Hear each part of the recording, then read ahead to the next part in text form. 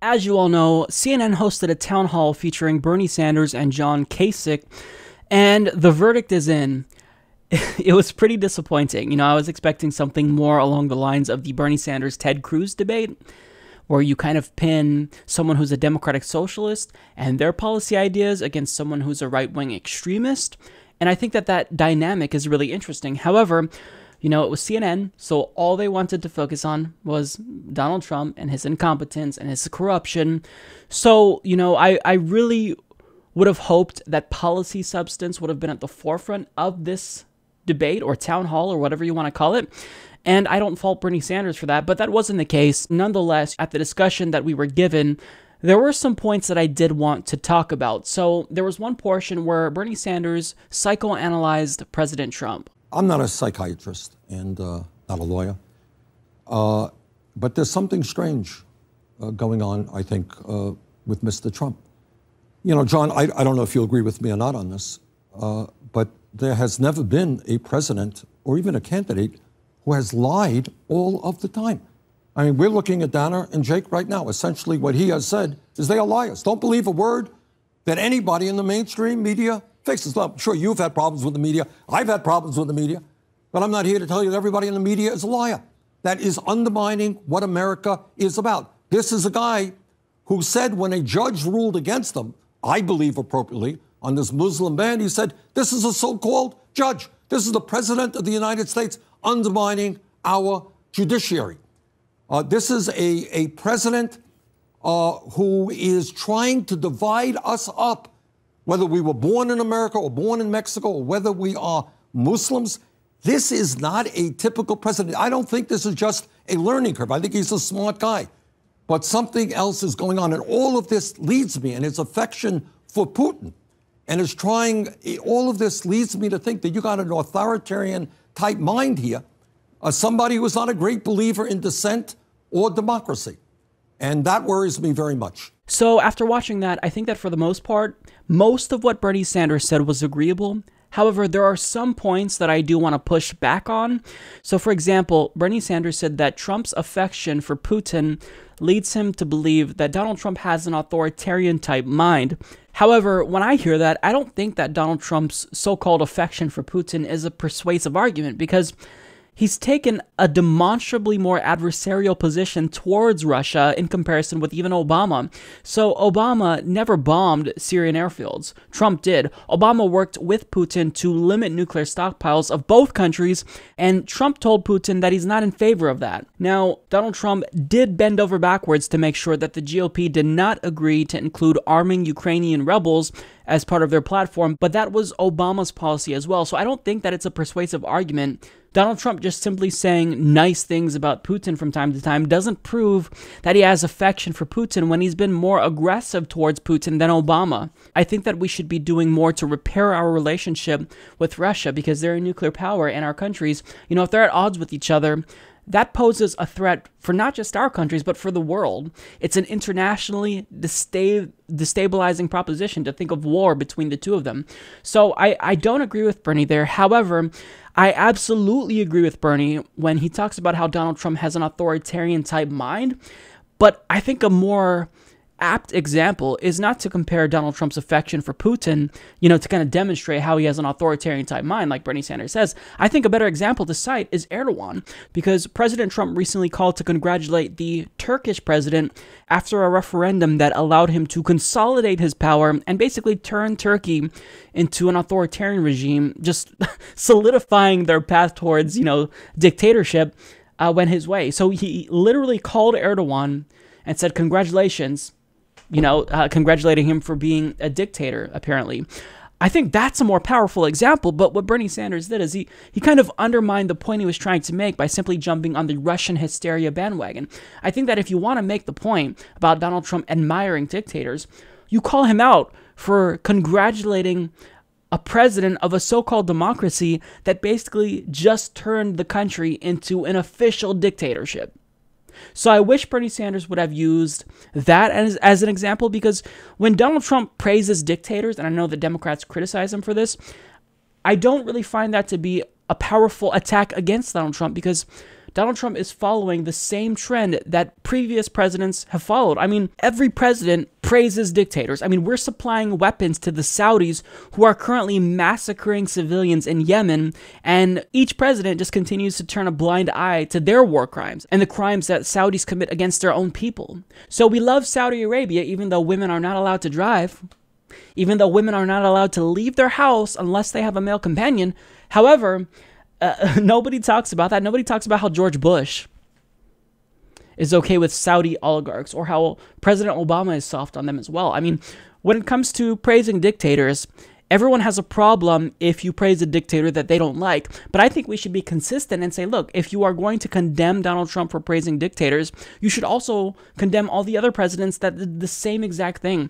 So if you really want to illustrate, if Bernie Sanders anyways wants to illustrate his argument and make the case for why Donald Trump is an authoritarian like mind, I agree with him. I'm with him there. And Bernie's argument, you know, it is persuasive because he is an authoritarian type mind. I think that's just embedded in Donald Trump. He's an authoritarian by nature. I mean, he's egotistical, he's narcissistic, he's a megalomaniac. So, I mean, I do think that he has authoritarian tendencies, and congratulating Erdogan speaks to that more than anything else. But not to undermine Bernie Sanders' overall point, I think what he's trying to say is that Donald Trump is unique. He's not like other presidents. You know, there's some underlying psychological issues that haven't been addressed, and I do agree with that. And Bernie Sanders also brought up how Donald Trump is a liar, and I think that this is something that it's not even debatable at this point. Donald Trump has proven to be a liar. However, John Kasich would not admit that Donald Trump is in fact a liar. Is Trump a liar? Or am I using hyperbole here? Is he a liar? Well, you know, sometimes he says things I don't agree with, and I think they don't resemble the facts. But I'm not going to go. Okay. But wait a minute. Right. But wait a minute. But there's a difference between saying sometimes when I can see that there are politicians that say things that don't resemble the facts. And I can actually call some people very close to me on the facts don't match or reality. Okay. But I'm not going to go so far as to call somebody a liar. All right. That's where you get, when you start using terms like that. But if you, Bernie, we've seen it in Congress. We saw it, you know, back in the days when we were in the majority and they were after Jim Wright and all these things. Right. There was a lot of calling, you know, crook, okay. liar. We just let the facts speak for themselves, and then we can draw a conclusion. And I'm only saying this not because I'm trying to defend anybody. I'm worried about my country. I'm worried about us getting through this. But I think when we talk about on. the facts, I mean, Jake asked a pretty simple question. And I'm just, all that I'm saying is it's not a question, you're a conservative. I don't think you're a liar. We disagree on everything. But that doesn't make you a liar. I hope it doesn't make me a liar. But if you were to tell me that 3 to 5 million people voted illegally in this election, of which no Republican official or Democratic official believes, what should I say? Yeah. I think that's a lie. Look, I guess I'm going to belabor this. I didn't think I would. Does that mean somebody that writes a campaign ad that distorts somebody's record is a liar? I mean, we just have to be careful about our terms. That's all I'm saying. Okay, all right. Okay? Let it, we'll bury it. Okay. So at the end of the clip, I was so frustrated because Bernie Sanders shouldn't have conceded there to John Kasich. Because what John Kasich said was such a stupid cop-out. I mean, he said, you know, Trump isn't a liar, but sometimes he just says things that don't resemble the facts. So in other words, he's a fill in the blank. He's a liar. And I think that, you know, what John Kasich is going for is he's trying to pretend like he's this Puritan and he cares about political decorum and he doesn't want the country to devolve into the state where we're just constantly spewing vitriol.